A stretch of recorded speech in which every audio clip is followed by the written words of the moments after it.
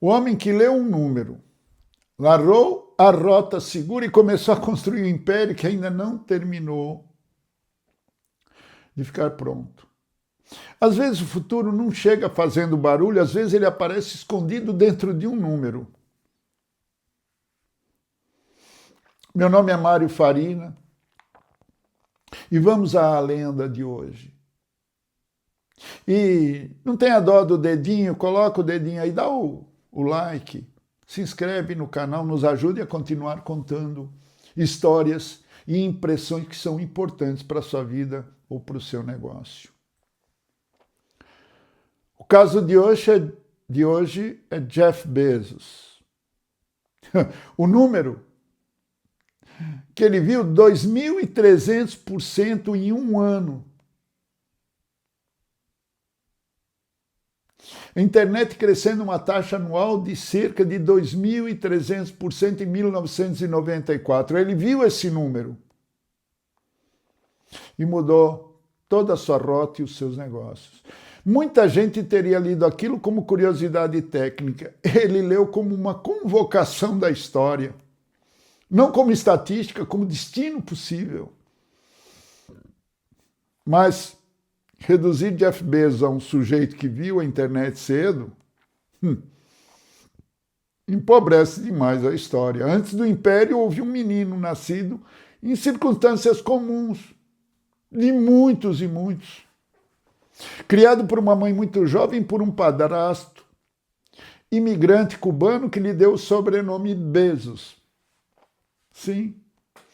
Antes da Amazon, houve rancho, houve ciência, houve desmontagem de coisas, obsessão por sistemas, Princeton, Universidade, Wall Street, ascensão meteórica e um desconforto íntimo com a ideia de envelhecer sabendo que ficou de fora da maior virada tecnológica da sua época. Então, não é apenas a história de um bilionário, é a história de um homem que saiu de uma rota de elite, de sucesso, de ganho astronômico, já em aceleração em sua carreira, para apostar numa construção tão improvável que no começo parecia pequena demais para o tamanho da sua ambição. E pasmem, durante anos e anos e anos e anos da sua construção, continuava dando prejuízo. E investidores colocando dinheiro no seu negócio, apesar do prejuízo, e ele rindo do resultado. É uma lenda em vida. Jeff Bezos nasceu em 12 de janeiro de 1964 em Albuquerque, Novo México, nos Estados Unidos, como Jeffrey Preston Jorgensen. Sim, esse era o seu nome. Jeffrey Preston Jorgensen. Sua mãe, Jack, ainda era adolescente quando o teve, e o casamento com o pai biológico durou pouco mais de um ano.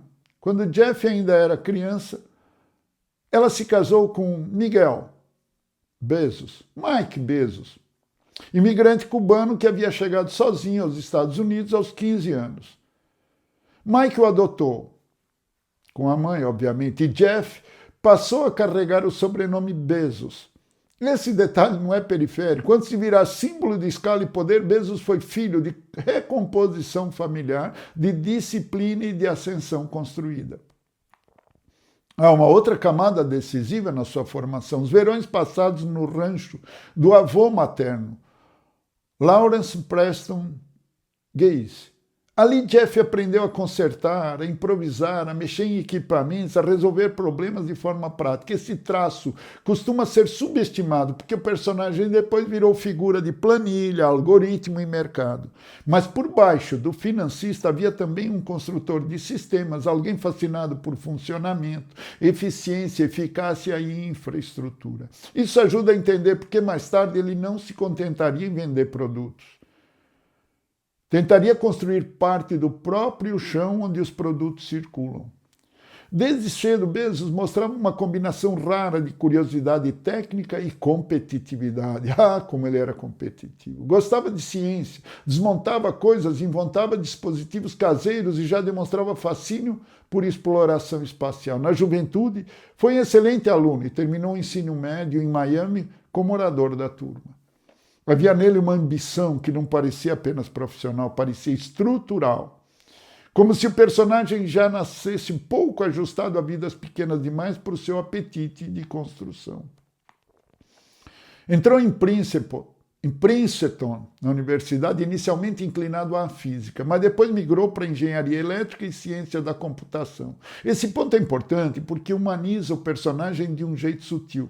Até grandes construtores de impérios fazem ajustes de rota, quando ainda estão em formação cedo. Bezos percebeu onde estava sua força real e reposicionou o caminho. Pontos fortes. Não ficou preso ao orgulho de uma identidade acadêmica de renome. Laureado em Princeton.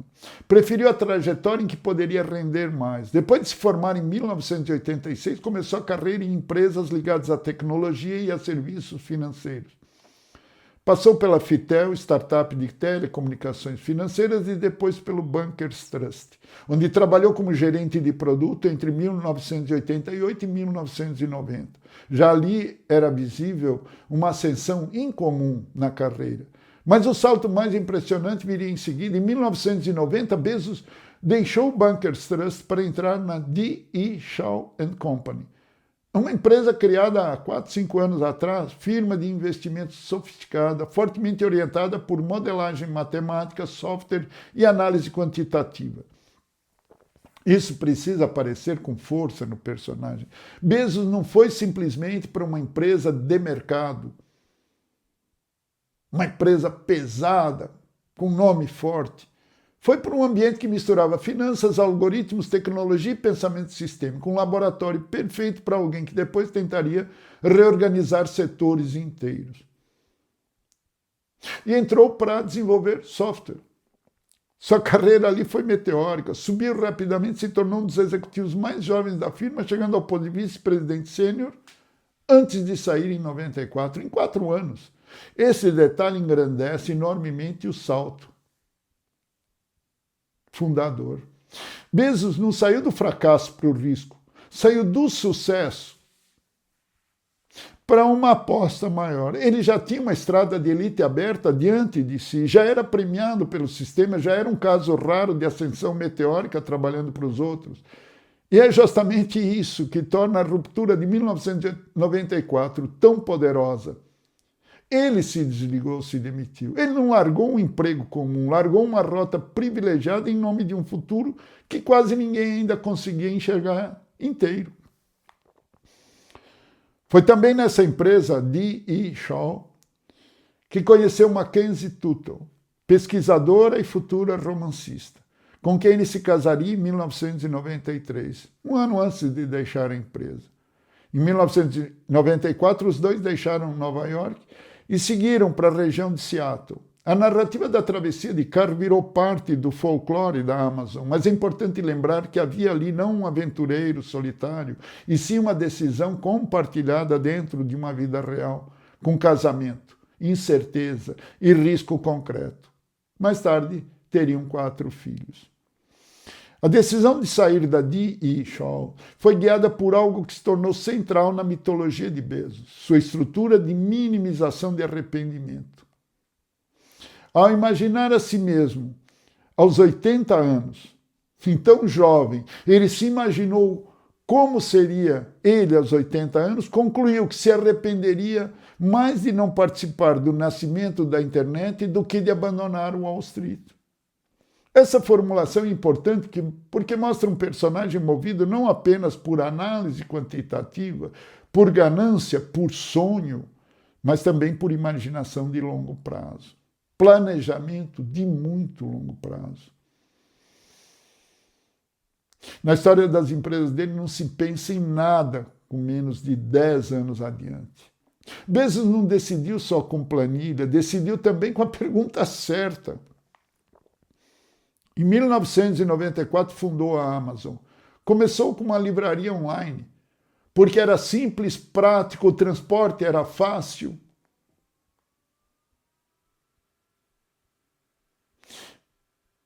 Escolha muito mais inteligente do que parecia à primeira vista. entregar livros. Livros ofereciam um catálogo vasto, padronização, facilidade relativa de listagem e uma vantagem clara para o comércio eletrônico que estava nascendo. Aqui é uma das lições mais fortes da sua trajetória. Ele não tentou dominar tudo de uma vez. Ele entrou por uma porta estreita, estreitíssima, mas estrategicamente superior. A ambição era enorme, a entrada era disciplinada, o básico, o protótipo, a modelagem. A lógica daquela fase inicial poderia ser resumida assim: crescer depressa para ganhar escala rapidamente. E não era apenas vender mais, era ocupar terreno, ganhar musculatura, construir vantagem estrutural antes que os concorrentes entendessem a dimensão real do jogo. Esse espírito apareceria mais tarde em outra expressão que se tornou famosa em sua cultura de gestão: o dia 1.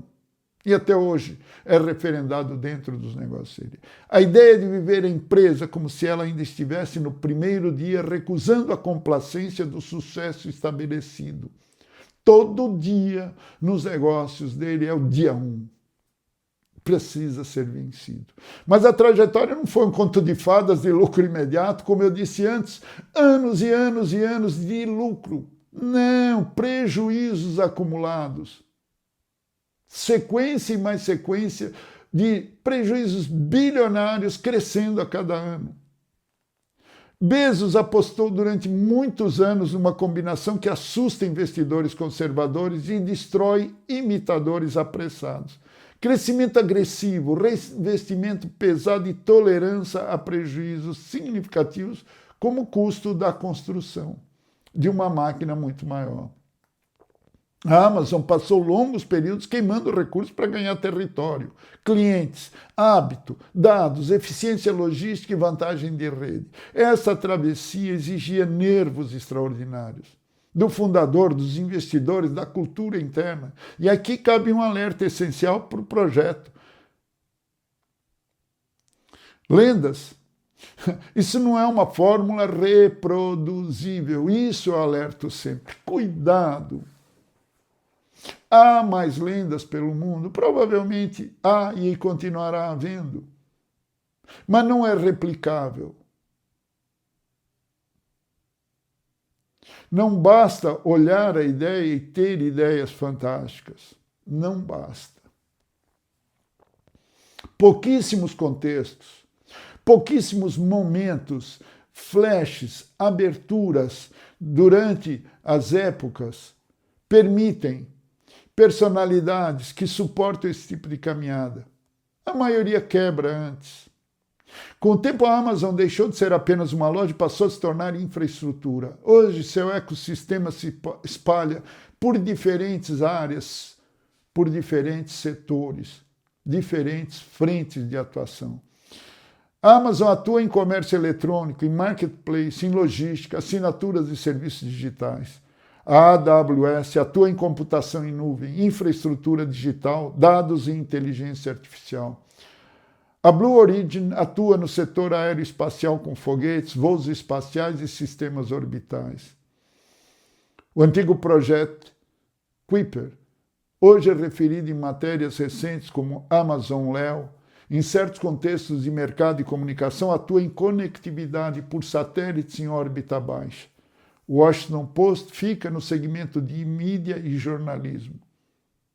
A Bezos Earth Fundação atua em financiamento ambiental e climático. E a Academia Bezos atua em educação infantil.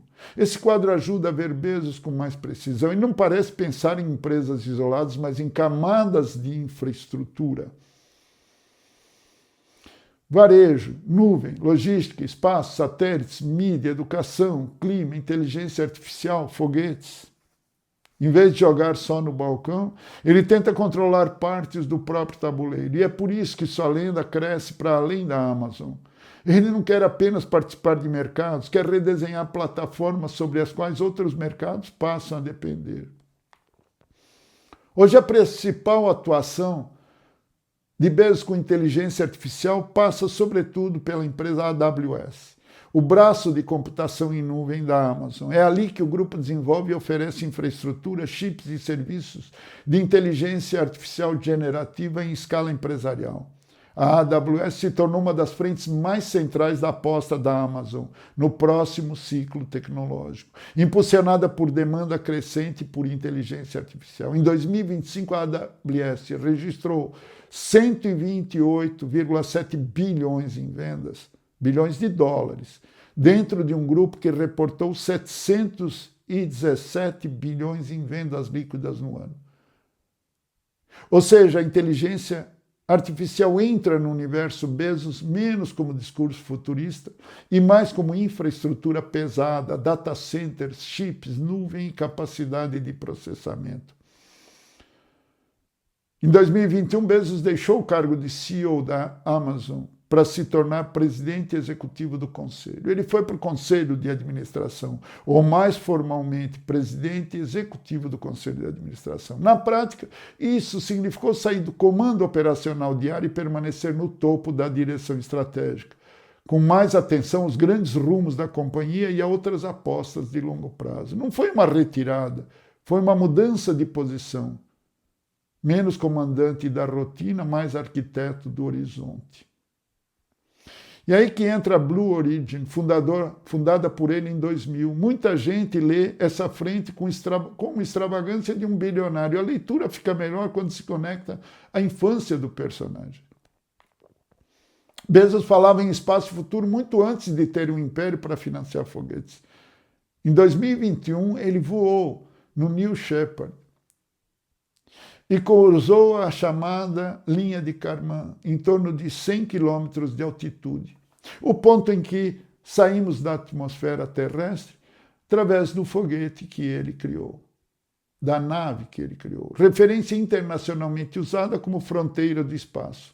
O voo durou cerca de 11 minutos, é autônomo e leva os passageiros acima dessa linha de 100 quilômetros da superfície da Terra, proporcionando alguns minutos de ausência de peso. Não foi apenas um gesto simbólico, foi a imagem condensada de um sonho antigo reencontrando seu financiador adulto.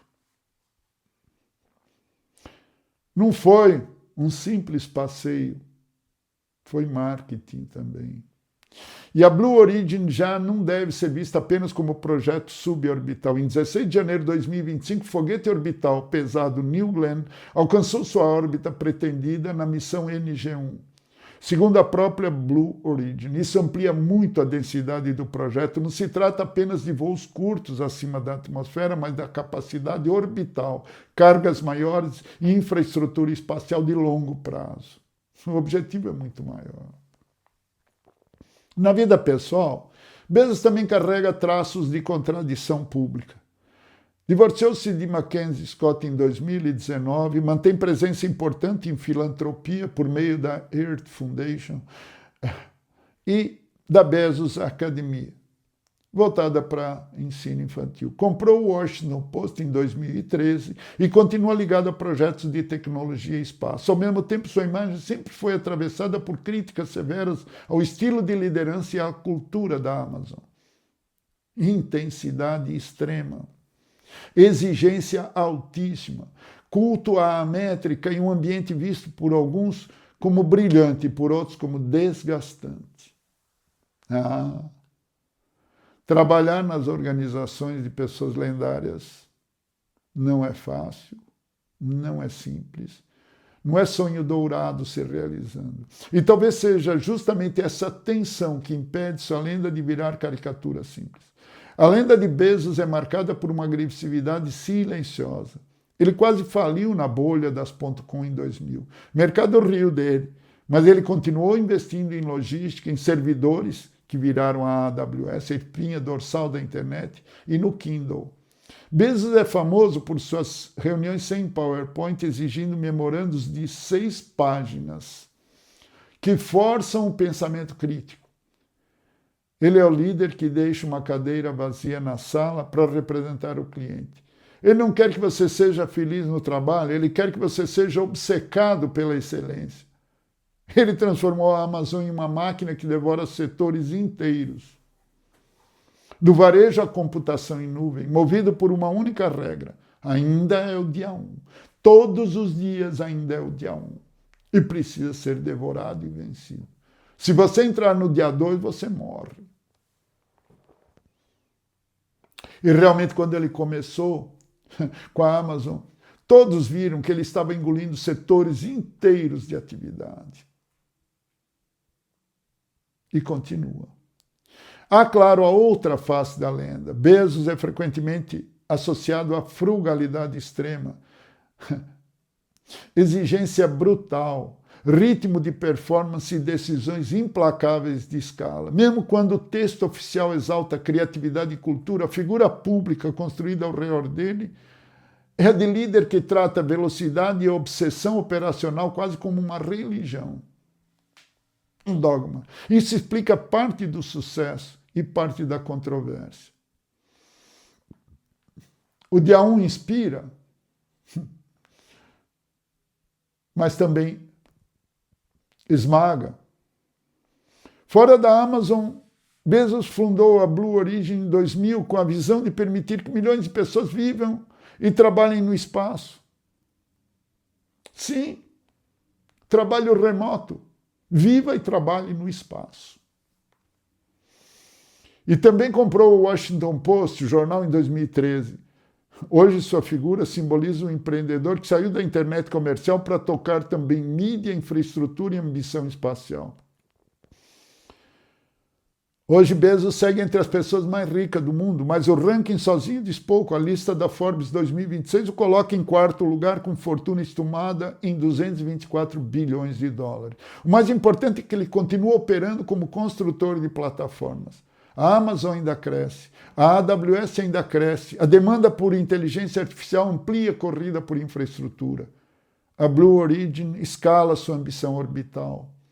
E seus projetos sugerem um personagem que não se vê como concluído. Há nele algo de inquietação permanente, como se o império atual fosse grande, mas ainda insuficiente para o tamanho do motor interno que o move.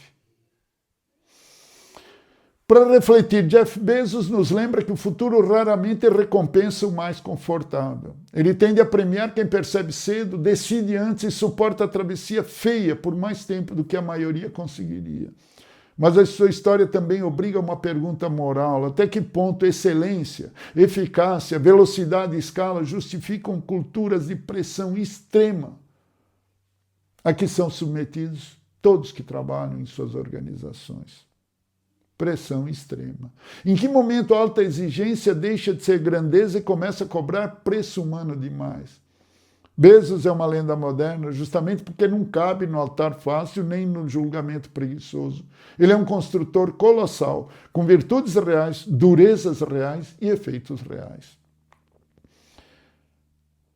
E aqui entra um ponto que eu quero deixar claro com razão. Celebridades empresariais e construtores de impérios, Buffett, Bezos e tantos outros, não são moldes que podem ser reproduzidos.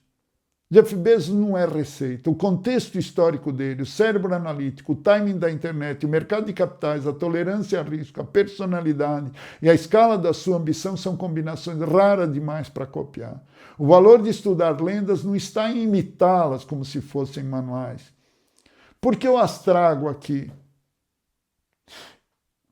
Porque aqui está a condição de extrair princípios humanos, profissionais e estratégicos para empreendedores, para futuros empreendedores, para empresas atuais.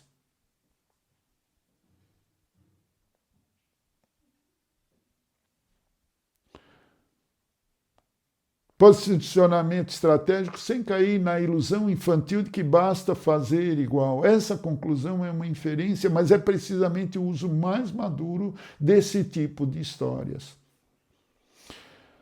Pérolas, a visão de 10 mil anos. A pérola aqui é o pensamento de longo prazo. Bezos investe hoje em algo que só dará lucro daqui a uma década. Na carreira, a maioria das pessoas desiste porque não vê resultados em 6 meses. Ou às vezes no primeiro ano. A pérola aqui é ter a disciplina de plantar agora e ver o que vai te sustentar quando todos os outros já estiverem cansados de correr. A segunda pérola mais conhecida, mas continua fortíssimo, o dado de crescimento da internet, os 2.300% que ele leu, não foi para Bezos uma curiosidade, mas um chamado. Muita gente vê sinais, pouca gente muda a vida por causa deles. A outra é menos comentada. Bezos já era muito bem sucedido antes da Amazon. Teria uma carreira meteórica, fantástica. Isso muda a natureza da coragem. Ele não apostou a partir do nada, apostou a partir de uma rota promissora que resolveu abandonar. Outra pérola está nos verões no rancho. Por trás do financista havia um mexedor, um curioso, um rapazinho que tentava inventar coisas, desmontar coisas. Alguém formado também na prática, no conserto, na improvisação e no funcionamento das coisas. Isso ajuda a entender porque ele sempre gostou tanto da infraestrutura. E aqui eu ressalvo curiosidade. Não perca a curiosidade. No momento que você perde a curiosidade, você parou. A pérola do dia 1, para muitos parece apenas slogan corporativo, para ele virou disciplina cultural, tratar o sucesso como algo provisório. Perdão, reversível e perigoso se vier a gerar acomodação, a zona de conforto. E a outra pérola é a passagem pela linha de Kármán, os tais 100 quilômetros acima da Terra, quando se sai da atmosfera. O voo de 2021 no New Shepard não foi só uma cena de bilionário em cápsula espacial, foi um menino fascinado pelo espaço cruzando, já adulto, a fronteira física de um sonho antigo. E marketing. Enxergar cedo não basta, é preciso entrar certo.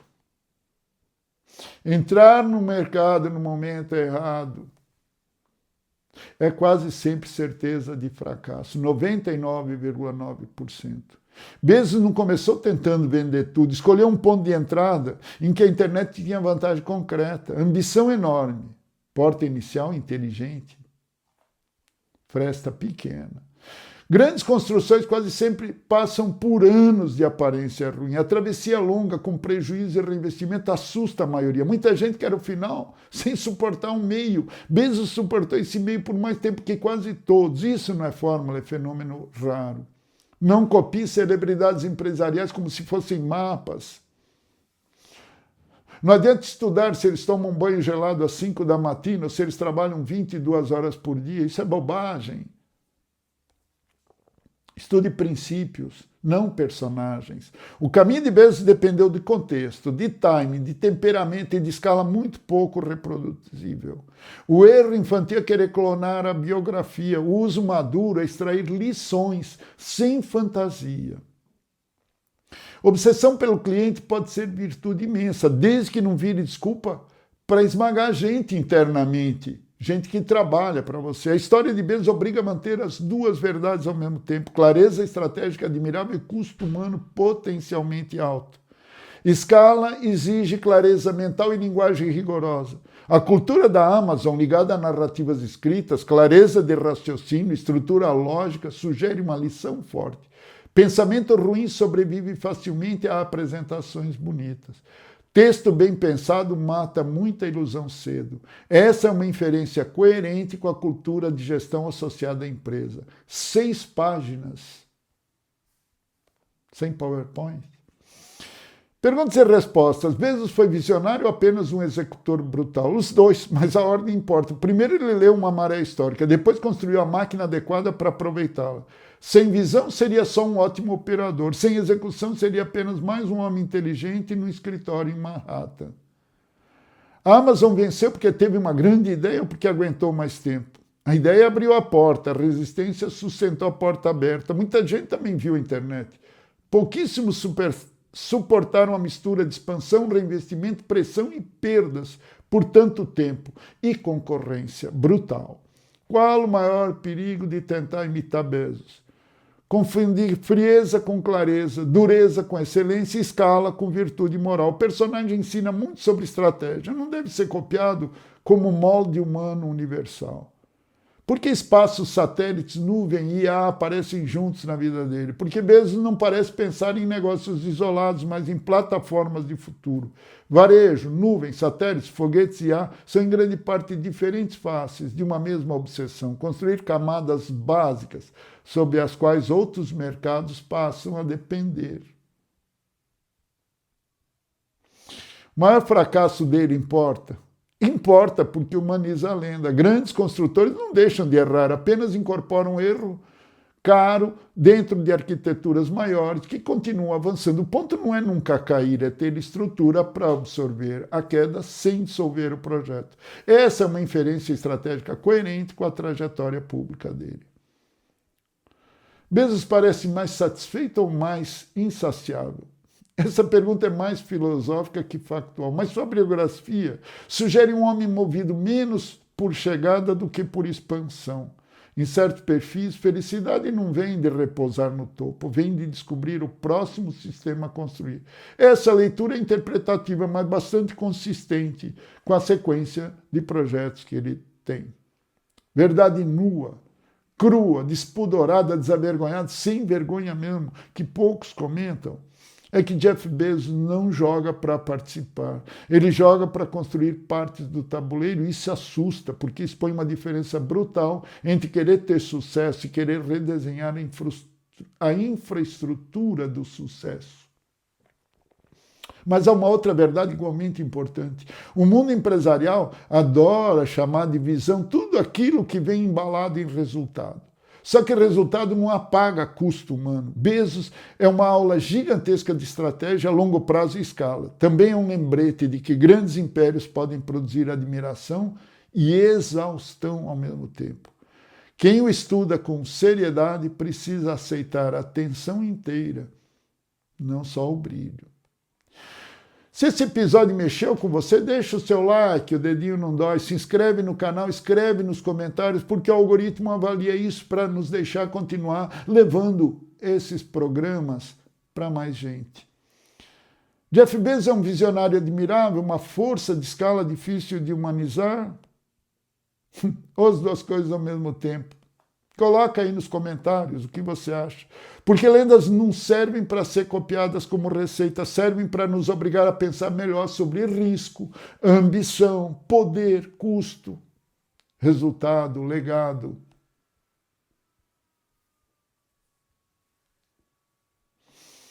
Olhe mais longe.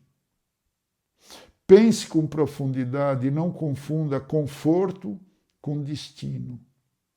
O destino seguramente está em suas mãos e pode ser guiado em suas mãos por mais problemas que surjam no caminho, é apenas readequar a rota, mas você precisa saber qual é esse seu desejo materializado em destino nas suas mãos.